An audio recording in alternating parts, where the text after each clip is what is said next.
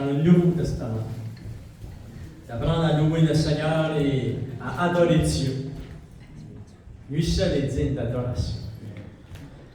Et si vous avez votre Bible ce matin, enfants de Dieu, nous allons tourner ensemble dans Jean chapitre 16.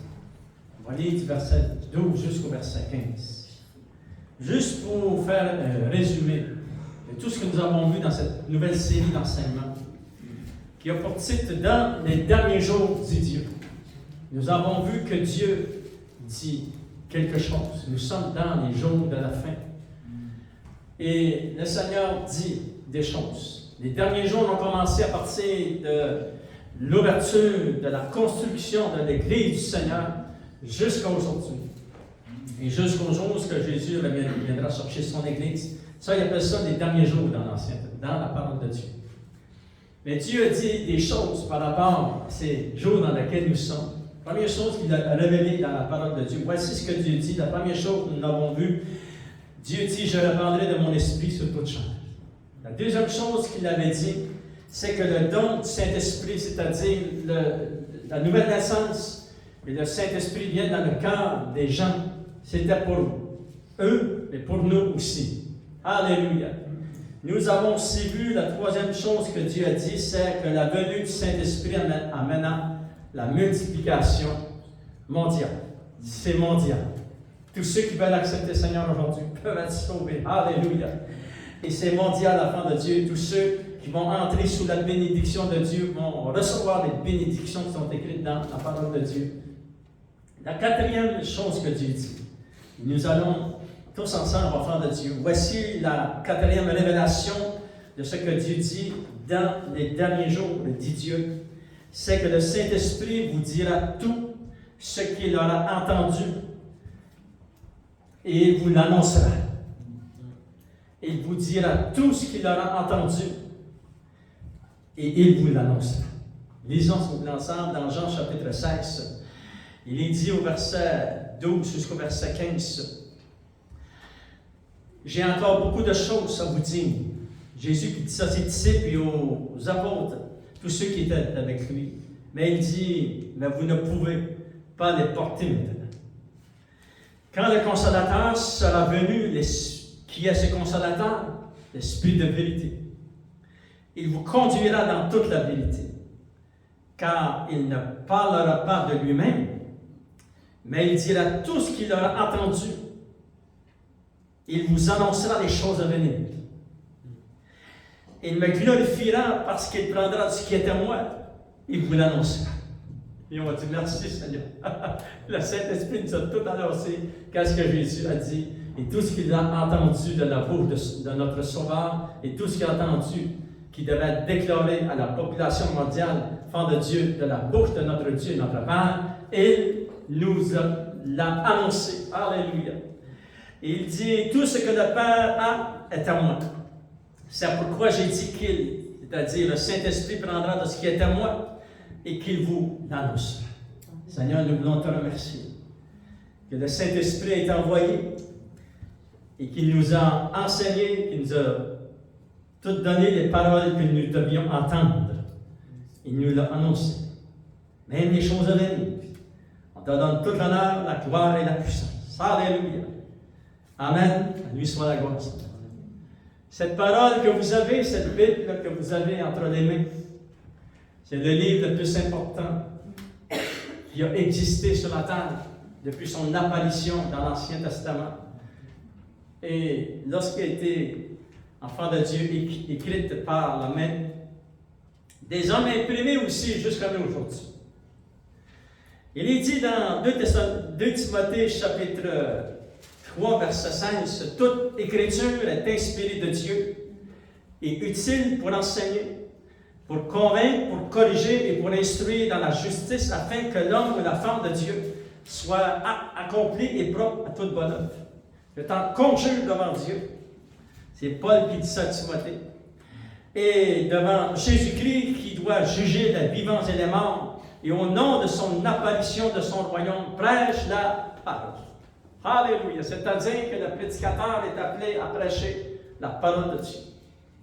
C'est ça que tous les prédicateurs sont appelés à prêcher. Et toute écriture est inspiré de Dieu.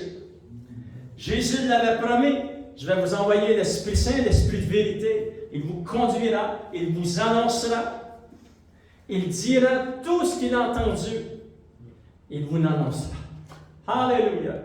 Toute Écriture est inspirée de Dieu, à partir de la première page de la Bible jusqu'à la dernière page. Amen. Il n'y a aucun verset dans cette Bible qui n'est pas inspiré. Qu'elle soit difficile à comprendre, qu'elle soit difficile à lire, ils sont tous inspirés. Puis Dieu a une raison pourquoi il les a. Tout est inspiré de Dieu. Alléluia. C'est-à-dire, l'enfant de Dieu, comme la parole de Dieu le dit dans 1 Pierre chapitre 1. Regardez au verset 10, il est dit les prophètes, c'est-à-dire les prophètes de l'Ancien Testament, tous ceux aussi du Nouveau Testament, les prophètes qui ont prophétisé touchant la grâce qui vous était réservée. Cette grâce, nous la vivons, le temps de la dispensation de la grâce de Dieu. Qu'est-ce qu'ils ont fait, ces gens qui vous étaient réservés, ont fait de ce salut l'objet de leur recherche et de leurs investigations. Il y a des gens avant nous qui ont étudié quelle était cette dispensation de la grâce de Dieu, le salut que nous vivons aujourd'hui, enfants de Dieu. Amen. Et ça dit, voulant sonder l'époque et les circonstances marquées par l'Esprit de Christ, qui était en eux et qui attestait d'avance les souffrances de Christ et la gloire dont elles seraient suivies. Alléluia. Il leur fut révélé que ce n'était pas pour eux-mêmes, mais pour vous. Wow. C'est pour nous qu'ils ont étudié. C'est pour nous qu'ils se sont gardés. C'est pour nous qu'ils ont écrit sous l'inspiration du Saint-Esprit de Dieu. Ils ont fait très attention pour écrire tout ce que le Saint-Esprit leur avait dit. C'était pour nous, enfants de Dieu. Ça dit, il leur fut révélé que ce n'était pas pour eux, mais pour vous, qu'ils étaient les dispensateurs de ces choses que vous ont annoncées maintenant, ceux qui vous ont prêché l'Évangile par le Saint-Esprit envoyé du ciel, et dans lesquels les anges de Dieu désirent plonger leur regard. Alléluia! Le Saint-Esprit a parlé à travers ces hommes, à travers tous ces prophètes, enfants de Dieu. Et qu'a-t-il dit? Il a dit ceci, verset 22. Ayant purifié vos âmes à l'obéissance de la parole de Dieu. C'est la seule façon que je peux être purifié, lorsque j'obéis à la parole de Dieu. Amen. L'intérieur ici est changé, purifié. Ayant purifié vos âmes à l'obéissance à la vérité pour avoir un amour fraternel sincère, aimez-vous ardemment les uns les autres de tout votre cœur. Puisque vous avez été régénérés, non par une semence corruptible, mais par une semence incorruptible, par la parole vivante et permanente de Dieu.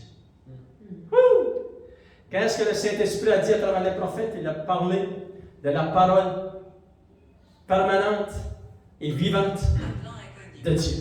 Alléluia! C'est une semence incorruptible. Et il est dit, enfant de Dieu, au verset 25, mais la parole du Seigneur demeure éternellement, et cette parole est celle que vous ont annoncée, l'Évangile. Alléluia! Cet Évangile, c'est la parole de Dieu. Toute Écriture est inspirée de Dieu, enfant de Dieu. Toute Écriture est inspirée de Dieu. Elle est une semence incorruptible. Elle est la parole vivante et permanente de notre Dieu. La Sainte Bible, qu'est-ce que c'est, cette Bible? Les Saintes Écritures, la Sainte Bible. La Bible est la parole de Dieu. Amen. Elle est l'ouvrage et le témoignage de Dieu. Lorsque tu ouvres les Saintes Écritures, tu touches à une autre dimension de vie. Tu touches à la parole, la semence incorruptible, la parole permanente et vivante de ton Dieu. Amen. C'est qu'est-ce qui est sorti de son cœur, et il nous l'a. Il a permis que nous l'ayons ici. C'est vraiment spécial. Juste d'avoir une Bible, c'est vraiment spécial. Amen. Alléluia. Cette parole est certaine et véritable, elle est infaillible, elle est la parole vivante et permanente de Dieu. Cette parole est venue du plus profond de son être, de son cœur et de son esprit. Il a parlé du fond de son cœur. Il nous a laissé les Saintes Écritures. L'auteur officiel approuvé c'est le Saint-Esprit. Nous lisons souvent, et nous avons raison aussi de le dire, parce que Dieu a utilisé la plume des hommes, mais c'est lui qui a tout inspiré les Écritures. Lorsque vous allez ouvrir votre Bible, ouvrez-la dans le contexte de la pensée que c'est tout inspiré du Saint-Esprit. Oui, les épîtres de Paul. Oui, il y a l'évangile de Matthieu. Oui, il y a l'évangile de Luc, etc., etc. Mais on veut se souvenir qu'ils ont tous été inspirés par une personne, le Saint-Esprit. C'est lui l'auteur officiel. C'est pour ça qu'il n'y a aucune erreur à partir du début de la Bible jusqu'à la fin. Dans les derniers jours dans lesquels nous sommes, il y a beaucoup qu'au lieu de comprendre que tout est inspiré du Saint-Esprit, se sont descendus au niveau que c'est l'être humain qui l'a écrit. Et ça l'amène l'apostasie. Mais qu'est-ce qui nous garde en vie, c'est de croire que, comme l'Écriture le dit, toute Écriture est inspirée de Dieu. C'est très important de garder cela dans notre cœur, enfant de Dieu. Le Saint-Esprit, l'Esprit de vérité, est l'auteur officiel et final des Saintes Écritures. Alléluia! La Bible, enfant de Dieu, et je vais vous donner dans Exode, chapitre. C'est Exode, excusez, je vais trouver le verset. Exode, chapitre 31, verset 18. La Bible est l'ouvrage et l'écriture de votre Dieu. Lorsque vous ouvrez, si vous achetez un livre chrétien, vous allez ouvrir le livre et c'est l'ouvrage de l'auteur du livre. Mais lorsque vous ouvrez votre Bible, cette Bible est l'ouvrage et l'écriture de Dieu. Ah, alléluia! Ça va changer toute la façon de voir la vie chrétienne. Lorsque les chrétiens peuvent réaliser et peuvent recevoir cette révélation que c'est l'ouvrage et l'écriture de Dieu. Et c'est ça que Dieu avait dit à Moïse. Il avait dit à Moïse sur la montagne. Il est dit dans Exode chapitre 31, verset 18, lorsque l'Éternel lui a achevé de parler à Moïse sur la montagne de Sinaï, il lui donna les 2 tables du témoignage, c'est-à-dire les 10 commandements, tables de pierre, écrites du doigt de Dieu. Amen. Ouh! Hey, c'est merveilleux. Voyez, il est descendu de la montagne avec ces deux tables de pierre, les 10 commandements, écrits du doigt de Dieu. Wow! Il rajoute ceci dans Exode chapitre 32, verset 16. Les tables étaient l'ouvrage de Dieu et l'écriture était l'écriture de Dieu. Alléluia! Cette Bible que vous avez, c'est l'ouvrage de votre Dieu, c'est l'écriture de votre Dieu. Gloire au Seigneur. Maintenant, enfants de Dieu, nous allons découvrir ensemble juste un survol. C'est vraiment juste un survol parce qu'il y aurait de l'enseignement pour un mois. Si ce n'est pas 2, si ce n'est pas 3. Voici un survol de l'effet.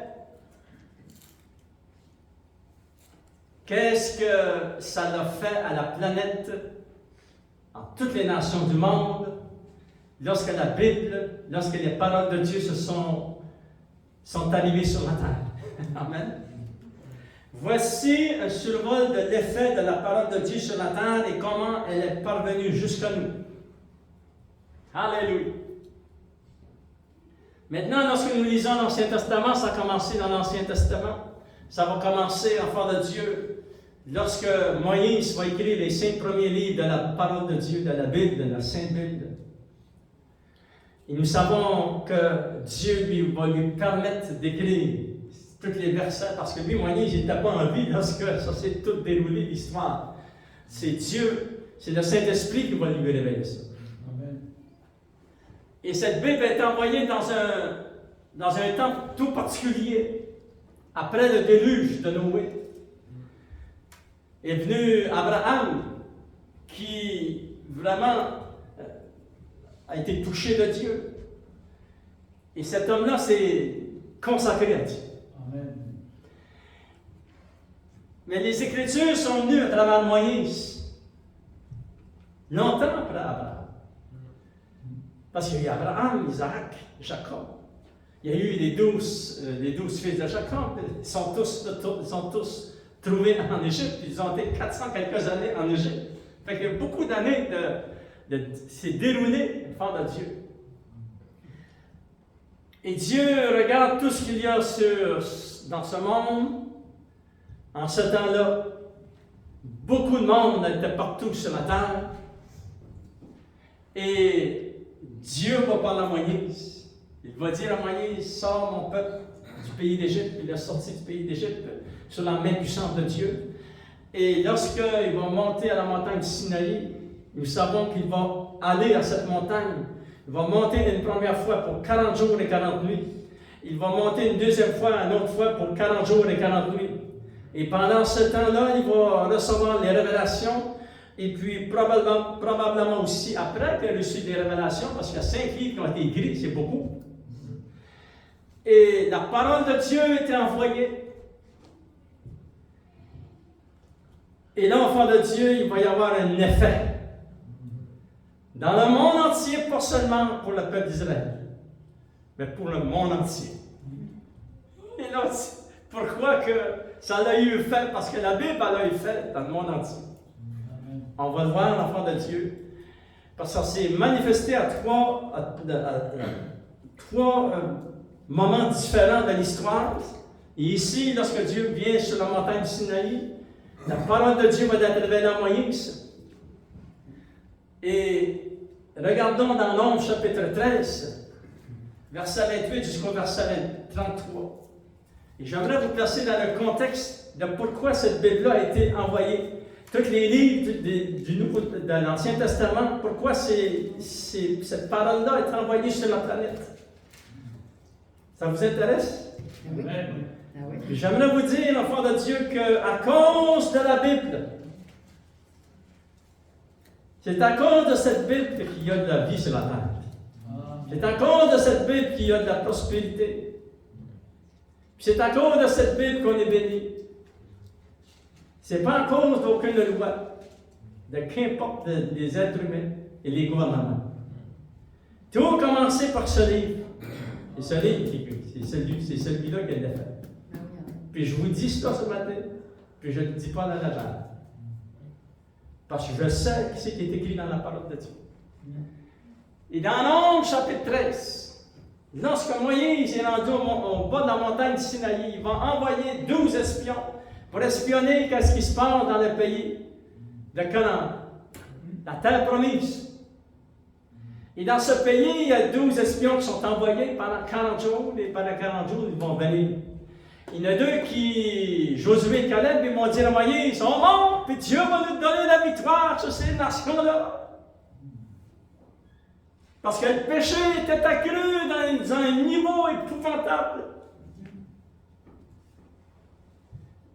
Et il fallait que Dieu intervienne pour ralentir et faire disparaître certaines catégories de tous ces péchés qu'il y avait sur cette planète à ce temps-là. On parle du temps de Moïse. Et regardons, on va lire ensemble un peu, enfant de Dieu, juste se placer dans le contexte de pourquoi c'est certain que ça a été donné au peuple d'Israël pour leurs instructions, mais nous savons que ça va toucher plus de monde. Ça va toucher le monde entier à cette époque-là. Regardez dans Nombre chapitre 13, il est dit au verset 28, ça dit ceci. Mais le peuple qui habite, ça c'est les 12 espions, lorsqu'ils sont revenus, ils ont dit, le peuple qui habite ce pays de Canaan, c'est un pays puissant, les villes sont fortifiées très grandes, il y avait beaucoup de monde. Les villes, il y avait plusieurs villes, c'était des villes fortifiées très grandes. Nous y avons vu les enfants d'Anak.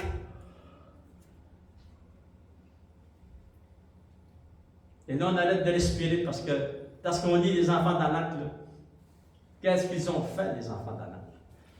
Les Amalicites habitent la contrée du Midi. Et là, il va nommer toute cette descendance des géants, des fils d'Anak, les Amalécites, il y a les Étiens, les Jubiciens, les Amoréens, les Cananéens. Il y a 5 nations qui sont là dans ce pays-là. Puis regardez qu'est-ce qu'ils ont fait. Ils ont fait des grosses villes. Ils ont toutes fortifié, ils ont barricadé les gens à l'intérieur de la ville. Et là, Dieu voit ça de son trône. Il dit, je vais envoyer ma Bible, envoyer ma parole. C'est ma parole qui va les défier, qui va les détruire, qui va les anéantir. Et là, ça dit dans la parole de Dieu, Caleb fit dans le peuple. Et ça, c'est les 10 espions qui sont paniqués, qui murmurèrent, et puis on va semer le doute parmi le peuple, qui murmurèrent contre Moïse. Il dit, montons, parlons-nous du pays, nous y serons vainqueurs. Mais les hommes qui étaient allés avec lui lui disent, nous ne pouvons pas monter contre ce peuple, car il est plus fort que nous. Et ils décrièrent devant eux les enfants d'Israël, le pays qu'ils avaient exploré. Ils disent, et là ça dit, ils décrièrent, ça veut dire cela que ils ont crié, ils ont paniqué ces gens. C'est quoi qu'ils ont dit? Ils ont dit, le pays que nous avons parcouru pour l'explorer est un pays qui dévore ses habitants. Et tous ceux que nous y avons vus sont des hommes d'une taille haute. Et nous y avons vu les géants, enfants d'Anak, de la race des géants. Et nous étions à leurs yeux et on autres, comme des sauterelles. Fait qu'ils ont vu, là. Maintenant, Dieu a un plan par la Moïse. Et Dieu va dire, il envoie les 10 commandements. L'ouvrage et l'écriture de Dieu.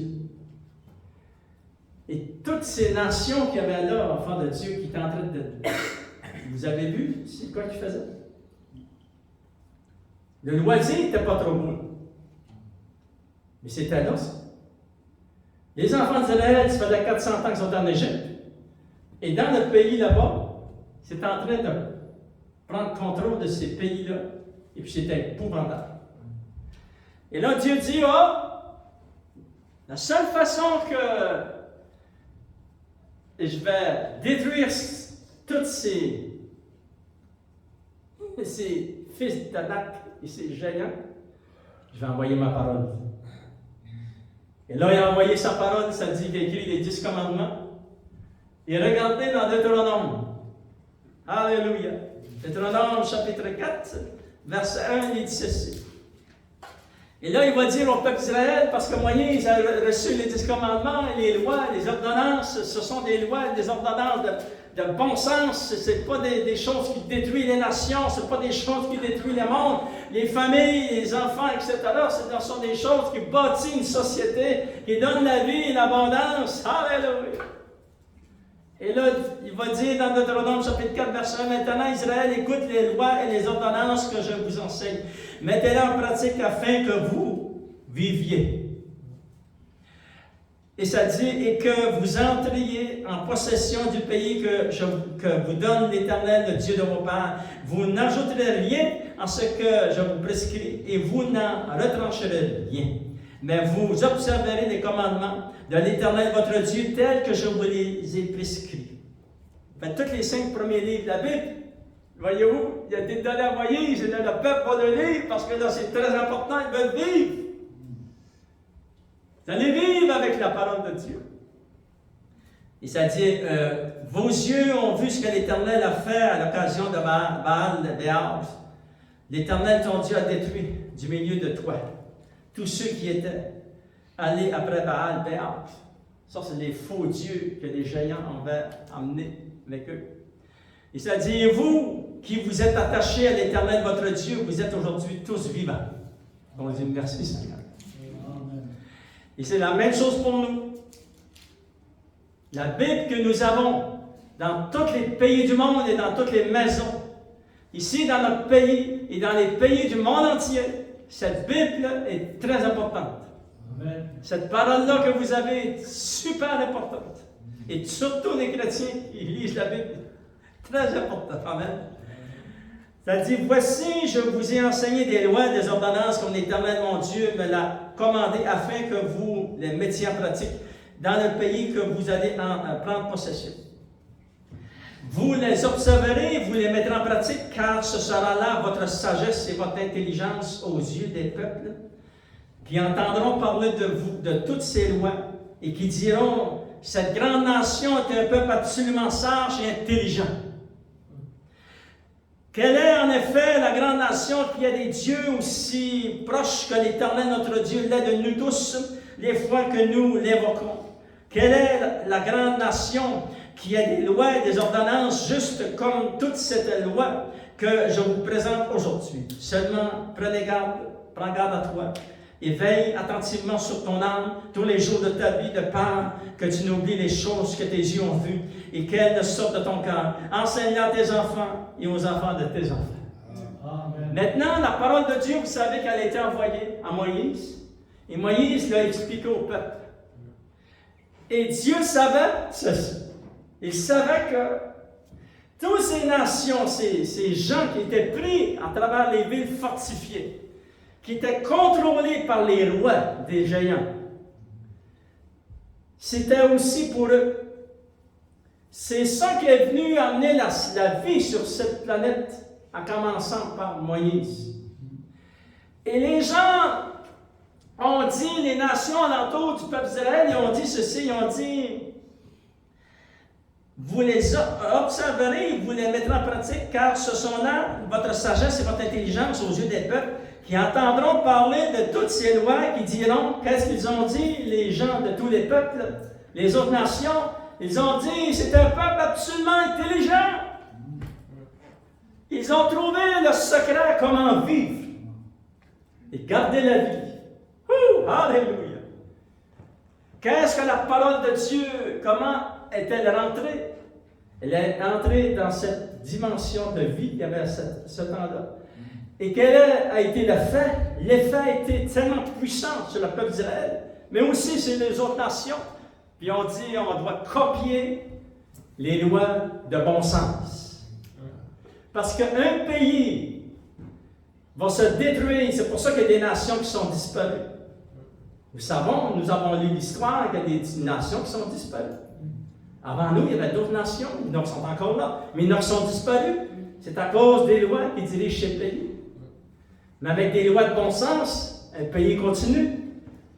Et le fait de la parole de Dieu envoyée à travers le peuple, et c'est la même chose aujourd'hui, le fait de votre Bible dans vos mains, dans vos maisons, a un effet positif.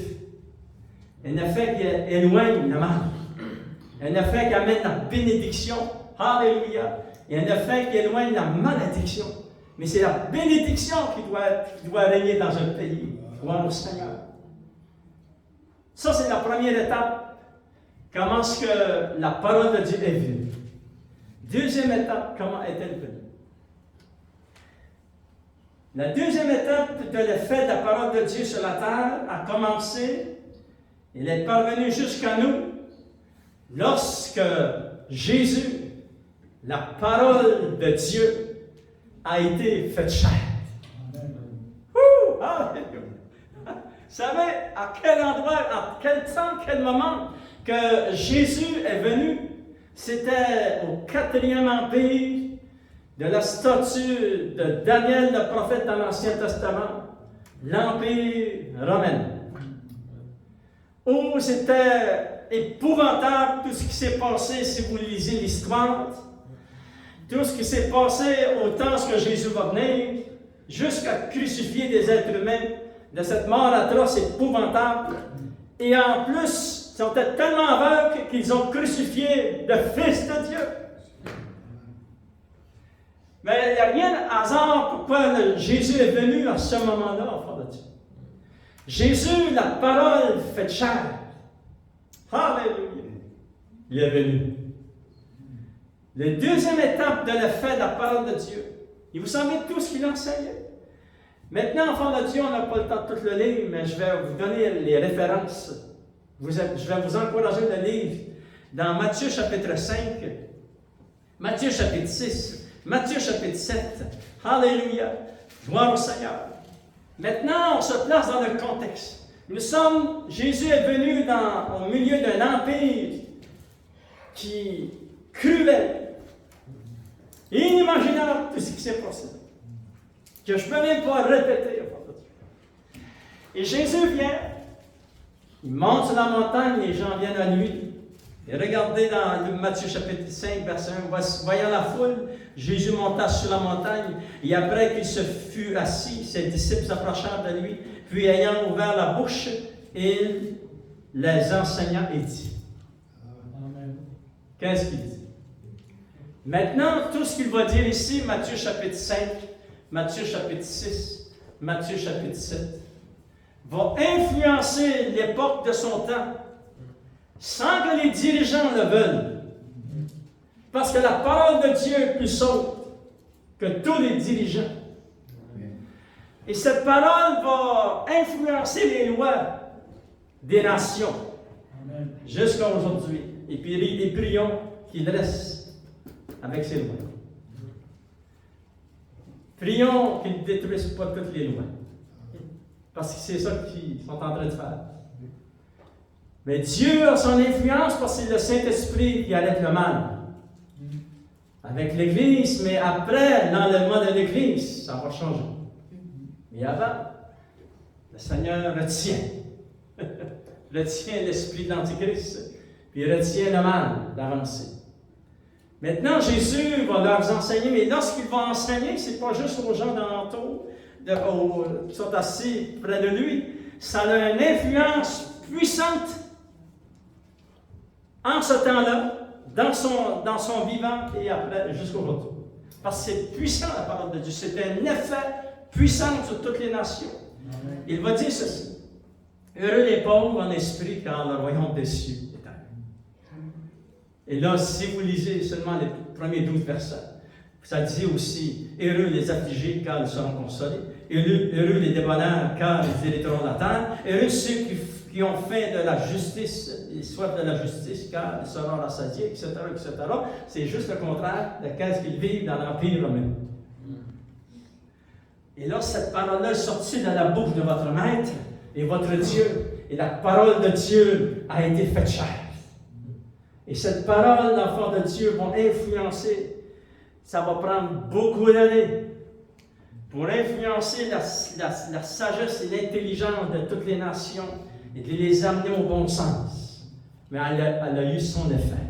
Pas seulement sur le peuple de Dieu, mais au niveau mondial. Parce que c'est une parole puissante. Alléluia!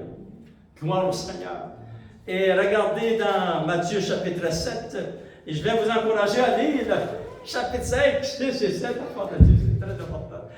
Parce que vous allez voir que ça a eu un impact puissant sur la civilisation humaine, jusqu'à aujourd'hui. Regardez dans Matthieu chapitre 7, verset 28, après que Jésus eut achevé ce discours, la foule fut frappée de sa doctrine, car il enseignait comme ayant autorité et non comme leurs scribes. C'est puissant quand même. Et tout le fait de la prédication des paroles qui sont sorties de notre maître, ça l'a emmené, enfant de Dieu, vraiment, même toucher toutes les nations du monde. Troisième étape qui s'est déroulée. La troisième étape de l'effet de la parole de Dieu sur la terre a commencé et elle est parvenue jusqu'à nous. Et c'est lorsque Jésus a dit, le Saint-Esprit vous dira tout ce qu'il aura entendu et vous l'annoncera. Amen. Toute écriture est inspirée de Dieu. Alléluia. Maintenant, je prends cette Bible. Ils ont tué les apôtres. Ils ont tué les chrétiens. Il restait les pères de l'Église. Mais par la grâce de Dieu, là je vous parle de l'histoire. Je vais faire un petit résumé de l'histoire. Par la grâce de Dieu, le Saint-Esprit a soufflé dans le cœur de Matthieu, écrit ce livre. Dans le cœur de Paul, écrit ses épîtres. Dans le cœur de Jean, écrit ce livre, écrit les épîtres et écrit l'Apocalypse. Le temps était compté, ils couraient tous contre la montre. Et contre le temps, enfant de Dieu. Et leurs années étaient comptées. Les minutes étaient comptées. Les mois, les années. et les cheveux blanchissants, jusqu'au jour où tout est écrit. Et la plupart d'eux sont morts en martyrs. Il est venu les pères de l'Église.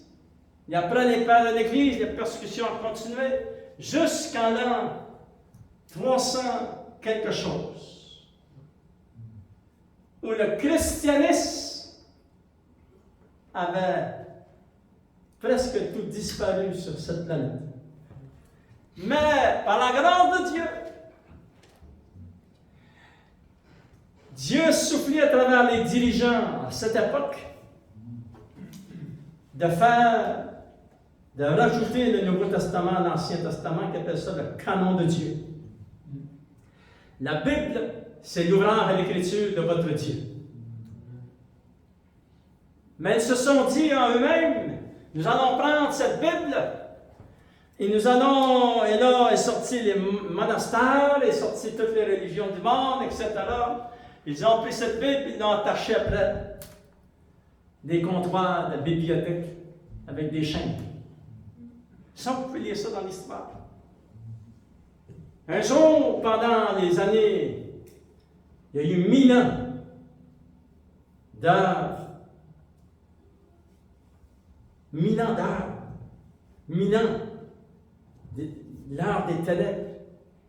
Parce que personne ne pouvait ouvrir la Bible comme on fait ce matin, prêcher la parole de Dieu. Il a commencé vers les années 1500. Un prêtre qui était dans un monastère en Europe. Il est arrivé dans cette grande bibliothèque où il conservait les livres. Et la religion était installée avec force.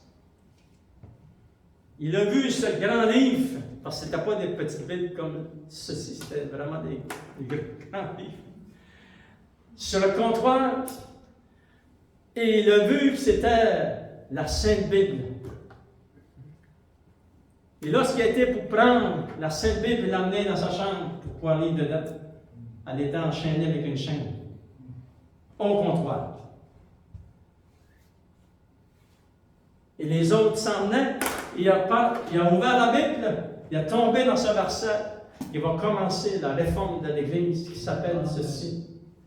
Le juste vivra par la foi. Amen. Alléluia!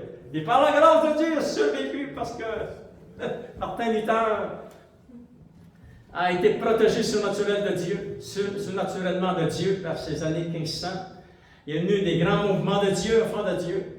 Et jusqu'à nous aujourd'hui, nous avons cette Sainte Bible. Amen. Toute l'écriture est inspirée de Dieu. Ce livre que vous avez, protégez-le, chérissez-le.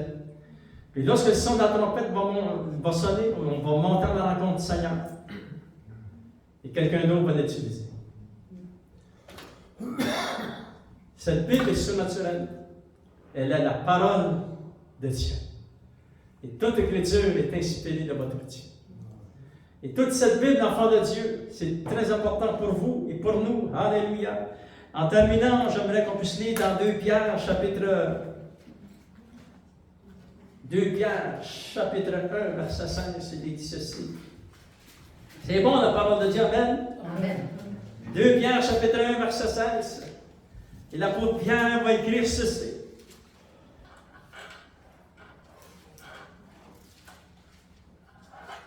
Il va dire ceci. La Bible que vous avez, ce n'est pas, en effet, en suivant des fables habituellement conçues.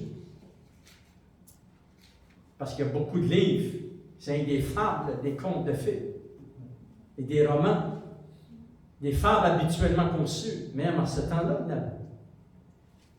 Le sous l'inspiration du Saint-Esprit, c'est écrit ici. Ce n'est pas cette Bible-là que vous avez.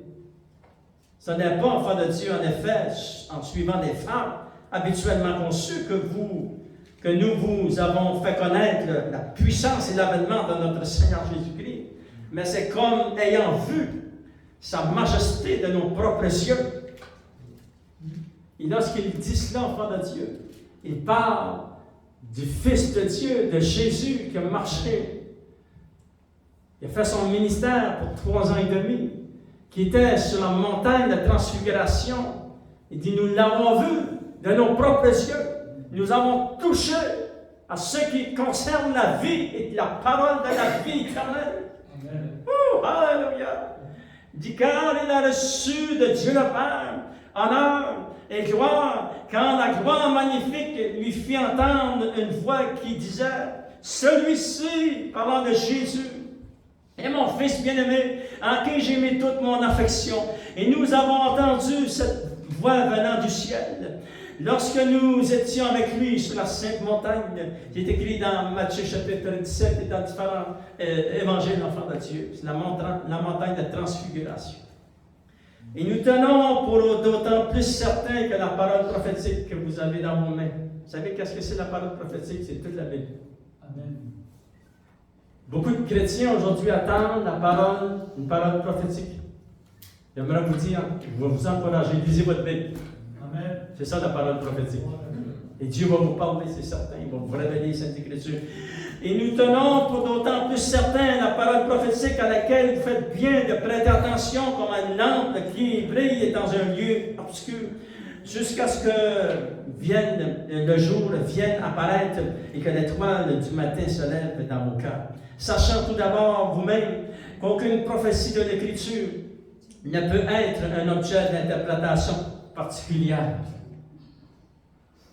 Car ce n'est pas par une volonté d'homme qu'une prophétie n'a jamais été apportée. Il n'y a aucun verset ici qui a été écrit par la volonté d'un homme. Mais poussé, inspiré par le Saint-Esprit. Que vous avez votre Bible. Même Moïse n'y avait pas pensé. Moïse, son mandat, c'était d'aller chercher le peuple d'Israël dans le désert, en Égypte. Dieu lui avait dit, tu vas aller là, tu vas les faire sortir, ça va prendre 3 jours de marche dans le désert. Et c'est ça qu'ils ont fait, ça a pris 3 jours. Les personnes âgées, les enfants, les animaux, etc., sont arrivés au pied de la montagne Sinaï. Moïse a dit, mon mandat est fait. Bien non. Il n'a jamais pensé, comme nous, lorsque nous avons accepté le Seigneur, on n'a jamais pensé d'avoir autant de puissance et autant de gloire. Et autant de révélations de Dieu. Moïse, c'était la même chose. Il n'avait jamais pensé qu'il allait passer 80 jours sur la montagne, que Dieu allait lui donner les 5 premiers livres de la Bible, la révélation, enfant de Dieu, de la création et de tout ce que Dieu allait faire ici sur cette planète. Alléluia. Il n'avait jamais pensé de tout cela. Ça a pris un contrat de 3 jours. C'est prolongé pour 40 jours, 40 années, excusez. Amen. Ça a pris 40 ans. Après ça, Dieu le cherche. C'est-à-dire, enfant de Dieu, car ce n'est pas par une volonté d'homme qu'une prophétie n'a jamais été apportée, mais c'est poussé par le Saint-Esprit que des hommes ont parlé de la part de Dieu. Alléluia! Cette Bible, enfant de Dieu, c'est un cadeau que Dieu nous a donné.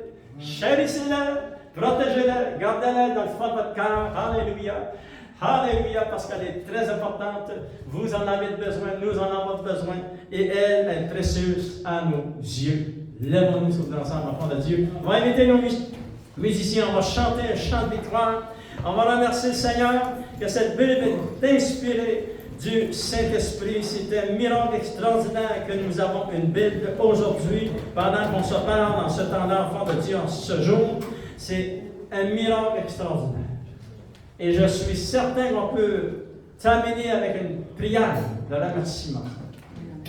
Et dire, Seigneur, je te remercie de tout mon cœur. Je te remercie, Seigneur mon Dieu, de tous nos cœurs, que cette Bible nous est parvenue jusqu'à nous. Si cette Bible ne serait pas parvenue, nous serions dans les ténèbres, Seigneur.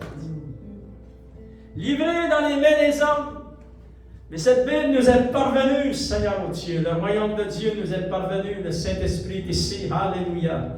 Il nous protège. Il nous protège, Seigneur, des plans de l'ennemi. Et on te remercie de tout notre cœur. Nous voulons que cette Bible, Seigneur, soit une lampe qui nous dirige sur notre sentier, une lumière devant nous, Seigneur, au Dieu. Et à travers nos vies, parce que nous aimons la parole de Dieu, nous la mettons en pratique. Ça va influencer les autres, ça influence le monde entier. On te remercie de tout notre cœur. Et au nom de Jésus, nous t'avons prié. Et tout le peuple de Dieu dit Amen. Et on termine avec ce chant merveilleux. Alléluia. Dieu de victoire est en moi. Dieu de victoire est en moi.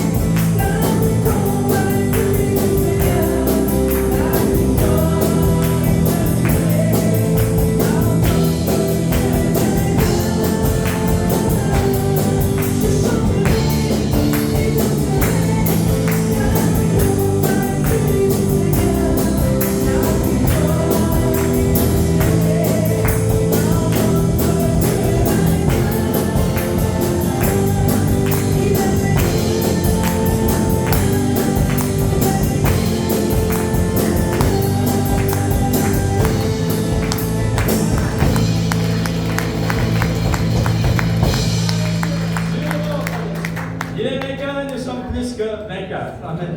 Si vous venez les enfants de Dieu, allez dans la paix, la joie de votre Maître.